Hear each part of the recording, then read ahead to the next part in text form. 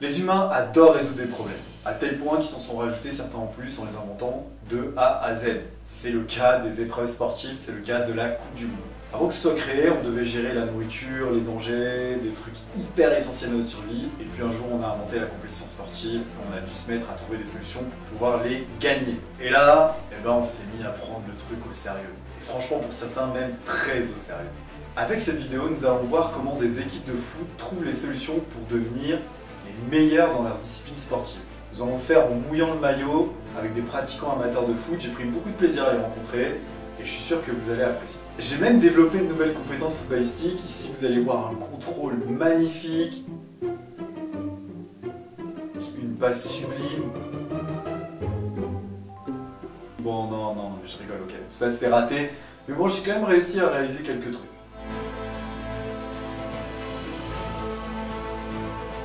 Et puis l'essentiel de cette vidéo, c'est bon de comprendre comment on peut trouver les solutions pour être l'équipe championne du monde. Et oui, je vous promets qu'à la fin de cette vidéo, vous allez savoir comment on devient champion du monde. Vous allez frimer comme jamais dans vos analyses de match. Selon toi, qu'est-ce qui fait qu'une équipe devienne la meilleure équipe du monde? Il faut une cohésion d'équipe. Cohésion de groupe, le travail qui paye toujours. Le travail, le collectif, l'esprit d'équipe. Et qu'ils fassent les efforts les uns pour les autres. Il n'y a pas le choix. Et vous pourrez reproduire cette solution sur d'autres problèmes, parce que la notion des 3 niveaux que je vais vous transmettre dépasse largement le cadre du sport. Et si j'ai trahi ma promesse, vous pourrez me mettre un carton rouge dans les commentaires. Mais avant de voir tout ça, il nous faut bien comprendre la spécificité du problème sportif. Le sport correspond à un besoin dans nos sociétés contemporaines. On passe notre temps à mater un écran et à accéder à des calories faciles. Ça nous permet de rester en forme physiquement et mentalement. Donc le sport apporte une solution à ce problème. Et les épreuves sportives répondent aussi à un autre problème, savoir qui est le meilleur. Il est très probable que les humains préhistoriques faisaient déjà des petites compètes pour savoir qui était le meilleur. Sur les feux par exemple. Des soirs où ils n'avaient rien à faire, ils devaient se chauffer pour faire une compétition afin de savoir qui pouvait allumer le feu le plus vite. Aujourd'hui, nous allons voir quel cheminement de résolution de problème il est nécessaire d'adopter afin de devenir l'équipe championne du monde dans une discipline sportive. Bref, comment on devient le meilleur ou la meilleure pour triompher à une compétition sportive. Cet enjeu sportif va nous permettre d'aborder une dimension de la résolution de problèmes que nous n'avons pas encore abordée. Il s'agit de comprendre comment on appréhende le cadre d'un problème à travers 3 échelles. Pour les moins sportifs d'entre vous, rassurez-vous, vous allez pouvoir utiliser cette notion des 3 échelles dans de nombreux autres contextes. C'est bien pour ça que j'ai fait cette vidéo. Mais disons que le sport est un modèle tellement simplifié qui permet d'illustrer facilement cette notion. Et je vais vous expliquer comment. Mais avant, place à un petit peu d'application pratique avec le foot. Et oui, le foot on l'aime tant, tellement que certains n'hésitent pas parfois à trahir des conventions morales basiques pour pouvoir l'honorer. Alors comment on fabrique une solution pour devenir champion du monde au foot? J'aurais pu prendre un exemple local, parce que voilà, on a quand même 2 étoiles avec l'équipe de France quand même, mais j'ai eu peur qu'on ne soit pas assez distant avec le sujet. Vous voyez ce moment où tout le monde s'engueule parce qu'on est tous devenus sélectionneurs en même temps, on est tous sélectionneurs de l'équipe de France, voilà, donc j'ai voulu éviter ça. Il y en a qui comprennent. Bref, j'ai choisi le cas de l'Espagne, parce qu'elle a dominé les compétitions sportives pendant une petite décennie, entre 2005 et 2013. Ça arrive rarement de s'imposer aussi longtemps dans l'histoire du foot contemporain, et quand ça se produit, c'est assez classe. On va collecter au passage des astuces à appliquer pour améliorer mes compétences individuelles. Je vais aller faire un entraînement pour faire un test en situation. Bon, je préviens de suite, je suis pas au top niveau dans le sport, mais j'ai essayé quand même de me la donner. Déjà, faisons un mini rappel de l'objectif. Au foot, le but est super simple. Il suffit de marquer un point de plus que l'adversaire. Fin de l'histoire, c'est comme ça qu'on gagne. Et pour avoir une équipe championne du monde, il faut comprendre qu'il va falloir aligner 3 niveaux, 3 échelles ensemble.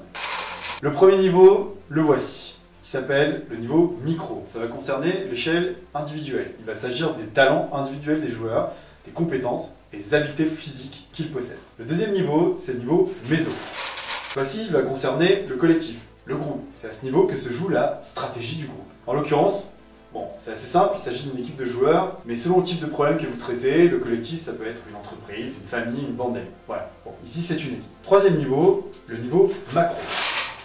Là, on va essayer de regarder la façon dont s'articule le système concerné par le groupe. Donc ça va impliquer ici des paramètres nationaux. Pour mettre en place la stratégie de l'équipe, il faut par exemple que les institutions nationales aient sélectionné les bons joueurs, qu'elles développent les bonnes compétences, qu'il y ait le bon équipement. Vous vous doutez bien que c'est pas parce qu'on développe une nouvelle stratégie qu'on trouve immédiatement les joueurs adéquats. Il faut les former. Il faut aussi que des clubs appliquent cette stratégie pour que les joueurs puissent s'y entraîner, car les équipes nationales ne jouent pas tant que ça en dehors des compétitions internationales. Et donc si les joueurs ne sont pas énormément formés avant à ces stratégies collectives, ça risque d'être compliqué. On va le mettre en application maintenant pour le cas de l'Espagne. Voyons maintenant comment l'Espagne a réussi à s'imposer internationalement pendant une si longue période. Premier réflexe, il faut que vous repériez à quel niveau se joue la réussite de l'épreuve. C'est-à-dire à quel endroit on va dire si oui ou non c'est gagné. Je parle pas des causes, hein, mais vraiment de l'endroit où se joue la victoire. D'après vous, ça se joue au niveau individuel, au niveau collectif ou au niveau des institutions de foot?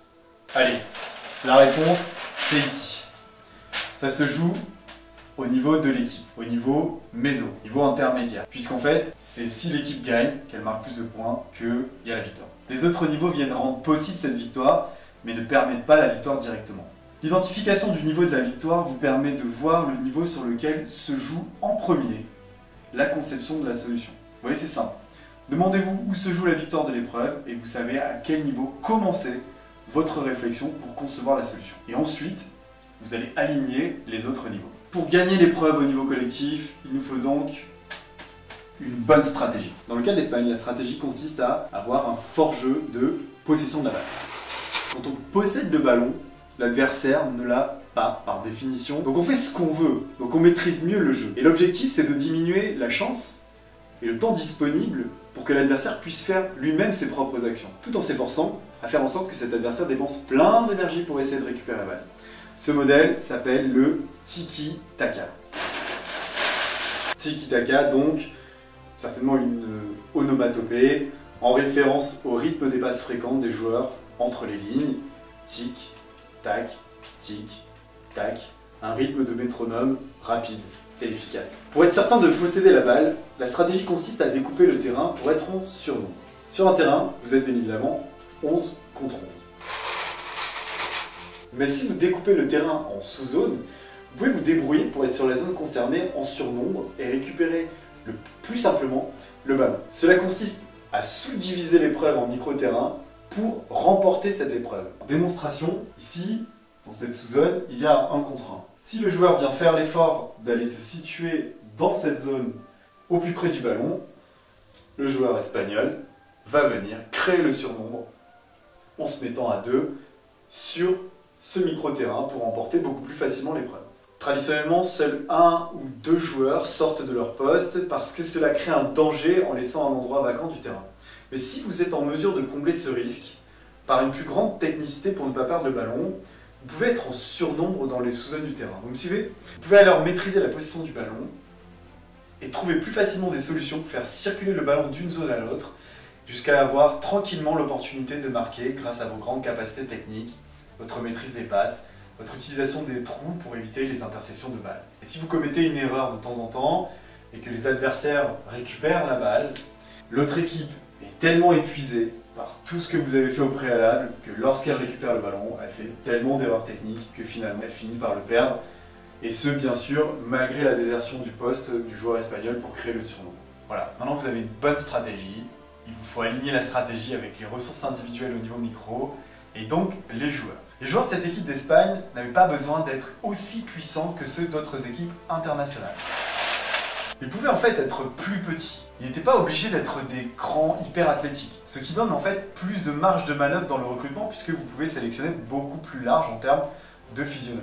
Et à la limite, un centre de gravité plus bas pourrait même être un avantage puisqu'ils jouent principalement au sol sans trop lever le ballon, ils jouent dans les jambes, ils font des petits appuis rapides et ils sont très endurants. Pour trouver les joueurs adéquats avec les bonnes compétences et développer la stratégie, il a fallu un alignement avec le niveau macro. Déjà, il faut comprendre d'où vient l'innovation de ce modèle du tiki-taka. Il commence dans les années 80 avec une forme prototypale. Johan Cruyff apporte l'innovation au Barça, selon laquelle un joueur libéraux, vous savez, c'est les joueurs sur les ailes en défense, peut monter pour faire un débordement numérique en attaque. Il essaie ensuite cette pratique à toute l'équipe en tant qu'entraîneur au Barça. Pep Guardiola, son disciple, formalisera alors plus fortement le modèle.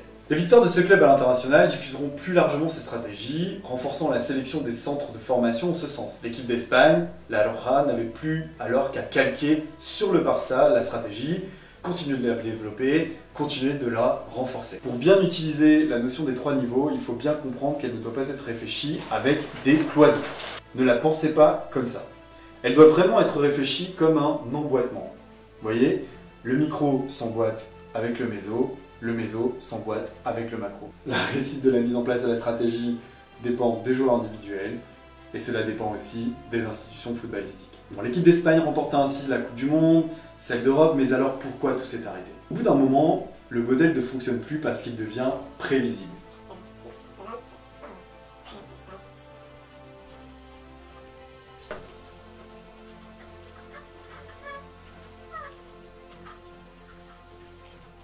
D'autres équipes trouvent des solutions pour le contrer et faire mieux relativement à ce modèle. Pourquoi devient-il prévisible? D'abord parce qu'une grande partie est visible. Tout le monde peut voir les matchs, les secrets professionnels sont donc limités. Et puis les joueurs rencontrent un grand succès à l'international, dans les clubs étrangers. Ils s'imposent alors sur leur niche, sur leur micro-terrain, l'attaque, la défense, le milieu de terrain, etc. Et ils diffusent cette innovation à l'international. D'autres équipes imitent alors l'équipe gagnante, et reproduisent le modèle, puis d'autres équipes formalisent une stratégie pour, enfin, contrer la stratégie précédente. Le foot actuel, c'est d'ailleurs conceptualisé autour de l'évitement du déploiement de la stratégie espagnole de la possession de balle. Le modèle du pressing haut qui va aller contrer le modèle du tiki-taka. Il s'agit de leur rentrer dedans avant qu'ils ne déploient leur jeu, et ce, partout sur le terrain. Les joueurs sont très athlétiques, ils partent à l'attaque tous ensemble, en essayant de récupérer la balle très haut dans le jeu avec un pressing et un marquage individuel de sorte à récupérer la balle et bien sûr à aller marquer. Et ça demande une grosse préparation physique en mode crossfit pour répéter les efforts de manière constante. L'équipe de France a su s'imposer dans cette ère. Vous l'aurez donc compris, pour devenir l'équipe gagnante, il faut développer comme solution un modèle qui contre l'ancien modèle en alignant une stratégie avec des compétences des joueurs et des institutions footballistiques au service des nouveaux besoins de la nouvelle stratégie. Et cette stratégie doit être au départ la moins prévisible possible pour ne pas laisser le temps du compte. Maintenant qu'on a compris cela, peut-on prédire le nouveau modèle et la nouvelle équipe gagnante? Selon toi, qui va gagner la prochaine Coupe du Monde? C'est la France, c'est sûr et certain. L'équipe de France, elle est dans une phase de transition. Avec tous les blessés qu'on a eu, l'Allemagne c'est solide, le Brésil c'est très solide. Le Brésil. Ah, toi, tu dis Brésil. Ouais. Selon toi, qui va gagner la prochaine Coupe du Monde? Je sais pas. Portugal. Portugal. Ah oui. Pourquoi? Parce que Il y a pas mal d'éléments qui puissent décider qu'ils ont fait, ils ont envie de gagner la Coupe du Monde cette année. Je pense que Ok. la France, c'est L'équipe de France. Ouais. Bon, ok, on est d'accord. Franchement, je pense que ça serait pas impossible pour des experts de ce domaine, ce qui n'est pas mon cas, en tenant compte de ces trois niveaux et d'autres éléments clés pour comprendre la conception de solution, de vous donner le nom du gagnant. Même si une épreuve comporte toujours plusieurs paramètres. Dans tous les cas, il y a fort à parier que le futur modèle va mixer les deux précédentes innovations, un mélange de pressing haut avec un peu de tiki-taka. Dans tous les cas, félicitations à la future équipe gagnante. On voit que le chemin vers la conception de solutions qui mène à la victoire est loin d'être évident. Merci à Frédéric et merci au club de joueurs de nous avoir accueillis. Merci à vous pour votre écoute et à bientôt avec Faire Société.